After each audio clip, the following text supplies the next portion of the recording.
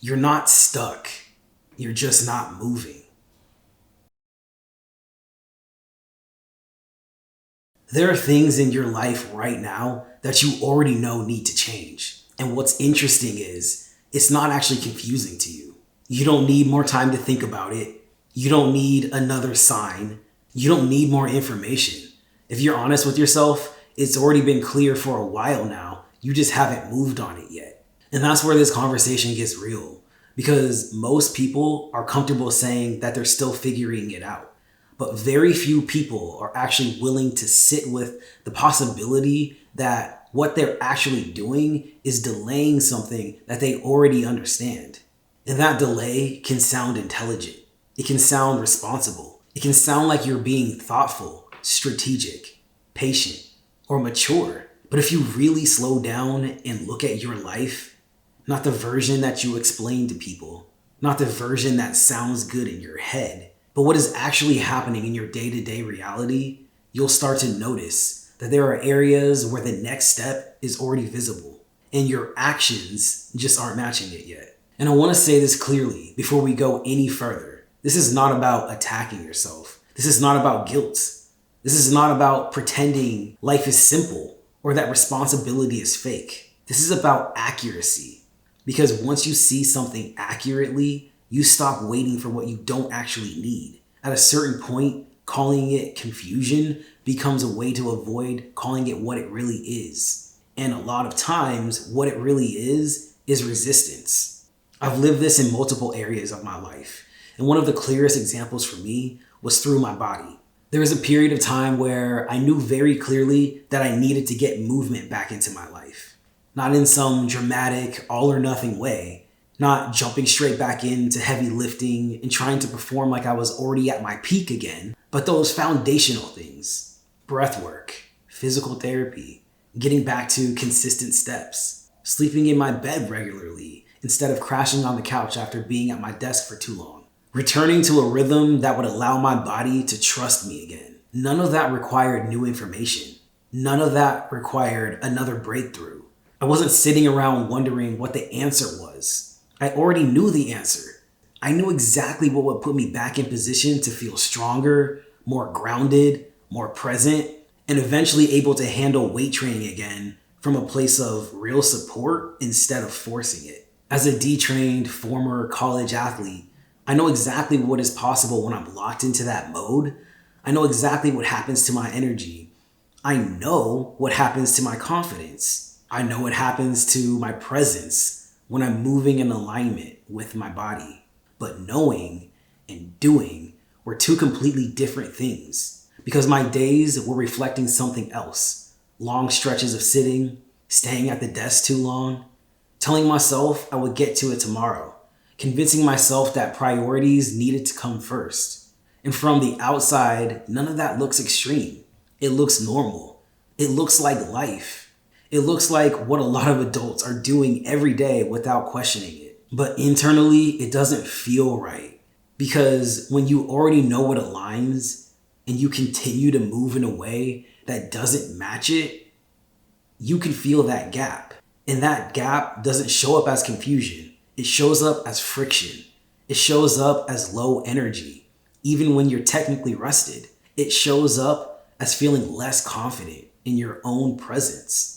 It shows up as that subtle but very real awareness that you are capable of so much more, but you're not fully living in the way that gives you access to it. And that's the part that most people miss. The issue wasn't clarity. The issue was movement. I already knew what aligned. I wasn't living in a way that matched it yet. This same pattern can show up in much bigger areas of life too. For me, one of the biggest examples was work. Specifically, my relationship with the traditional career path, the 9-to-5 structure, the idea that if I just keep climbing, keep refining, keep becoming better within that system, it would eventually give me the kind of fulfillment I knew I was really looking for. And to be clear, I'm grateful for that chapter. I worked hard. I built real skill. I developed real expertise in design, in product, and business. That chapter gave me proof of my capability. It gave me stability when I needed it. It helped me maintain my lifestyle on my own here in the Bay Area. It helped me support my child. It helped me have health insurance during a time in my life when that deeply mattered. It helped me maintain the structure that I needed while I was still becoming. So I'm not one of those people who looks back at that part of my life like it was wrong. It was necessary. It served me. It prepared me. But at a certain point, something became very clear to me, and it didn't come to me in some dramatic lightning bolt moment. It showed up consistently over time in quiet ways that were impossible for me to ignore. That path, no matter how skilled I became within it, was never going to give me that pure exhilaration and deep fulfillment that I actually wanted from my life. I always knew I was here to do something more self-directed than that. I always knew I was here to create as self, not just contribute inside of a system that someone else already built. I always knew I was here to move as an initiator, an innovator, a disruptor in the field of human potential and self-mastery. The issue was never that I didn't know.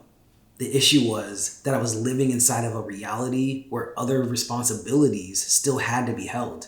So creator of self existed, but it had to exist beside everything else. I was building it while also maintaining the life that I needed to maintain. And that's important because sometimes resistance doesn't look like laziness. Sometimes resistance wears a very responsible face. Sometimes it sounds like I have bills. Sometimes it sounds like I need stability. Sometimes it sounds like now is not the time. And those things can all be true to a degree. But what can also be true at the same time is that you are using valid circumstances to delay inevitable alignment. That's where a lot of people get trapped. Not because they're weak, not because they're stupid, but because they don't realize that life can prepare you for a shift while also challenging you not to hide behind the season that prepared you. There comes a point where the thing that once supported you starts becoming the thing you've already outgrown.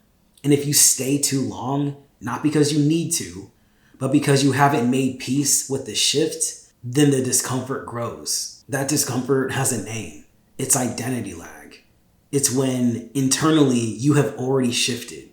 The way you think is different. What you want is different. What you tolerate is different. Your values have evolved. Your standards have evolved. Your level of self-awareness has evolved. But externally, your habits, routines, and choices are all still reflecting an older version of you. So now you're standing between two realities. The old one doesn't fit the same anymore, and the new one hasn't fully been chosen yet. And if you're living in that in-between space, it can feel like being stuck. But I'm going to be very direct with you here, because this is where the whole video turns. You're not stuck. You're just not moving. And those are not the same thing. Being stuck means there's something in the way. It means that the path is blocked. It means that movement isn't actually available to you right now. But not moving means the path is visible and you haven't committed yourself to walking it yet. That distinction matters because one keeps you passive and the other gives you your power back. If you're truly stuck, you wait. If you're just not moving, then you have a choice to make. That's why this matters so much. Because as long as you keep calling it confusion, you get to avoid the responsibility of decision. As long as you say that you need more clarity, you get to stay where you are without fully confronting the truth that what's really missing is movement. And movement doesn't always mean some giant leap. Sometimes it means admitting to yourself that the next step is already clear. Sometimes it means finally taking the walk. Sometimes it means scheduling the thing. Sometimes it means having that conversation. Sometimes it means stopping the behavior that you already know is draining your life force. Thinking is not doing. And a lot of people are thinking themselves into a false sense of progress. They're analyzing, they're reflecting, they're making lists, they're taking in more content. They're trying to refine the perfect next move, but thinking by itself does not create momentum. And the longer that you stay there, the more dangerous it becomes because inaction has a way of making you feel incapable. Not because you actually are incapable, but because you stop seeing evidence of yourself moving. When your mind keeps generating clarity, but your body doesn't follow through, a split begins to form. You stop trusting yourself at the level that you could. You begin to feel like you're not the kind of person who really follows through. Maybe you're not built for this. Maybe it's too late. Maybe other people have something that you don't. But most of that is psychological consequence of repeated inaction, not the truth of who you are. Because the moment that you take one aligned action, that whole emotional landscape begins to change. Even something simple, even something small. Not because your whole life changes in 1 second, but because now your actions and your awareness are back in relationship with one another.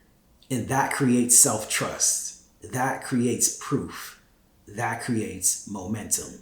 So the real question becomes, what are you already clear on that you haven't moved on yet? Not the whole rest of your life, not some giant, abstract destiny question. I mean the next real thing. The thing that comes up immediately when you get honest with yourself.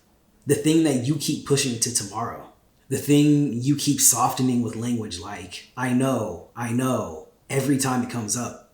The thing that you say you'll get to once life settles down, or once you feel better, or once you have more time, once the conditions are right. For some people, that thing is their body. They already know their energy would change if they moved differently, if they slept differently, nourished themselves differently. But they keep treating that clarity like a suggestion instead of a responsibility. For other people, it's work. They already know they've outgrown where they are, but they keep negotiating with a version of life that no longer matches who they're becoming. For other people, it's a relationship, an environment, a standard, a conversation, a boundary. And again, this isn't about doing everything at once. This is about telling the truth. Because once you tell the truth about what is already clear, then the next move becomes available in a way that overthinking never allows. Alignment isn't built through giant declarations that disappear by the next week. It's built through repeated decisions that match what you already know is true. That is how confidence actually gets rebuilt. Not through hype, not through pretending, through evidence. Through watching yourself live in accordance with what your deeper self has already been telling you. And when that starts happening, things change fast. Your energy changes, your self-perception changes, your standards change, your relationship with time changes. Because you're no longer spending all your power negotiating with yourself. So let me say it plainly, you're not stuck. You're not waiting on more awareness. You're not waiting on a perfect plan. You're not lacking clarity. In a lot of cases, you're standing in clarity right now. And the only thing left is whether you're willing to move with it or not. That is the shift. And once you make it, even imperfectly, life starts responding differently. Not because the universe is rewarding you for performing well, but because your inner knowing and your outer movement are finally aligned enough to generate momentum. So if there's one thing that I want you to take from this, it's this. You already know more than you're allowing yourself to act on.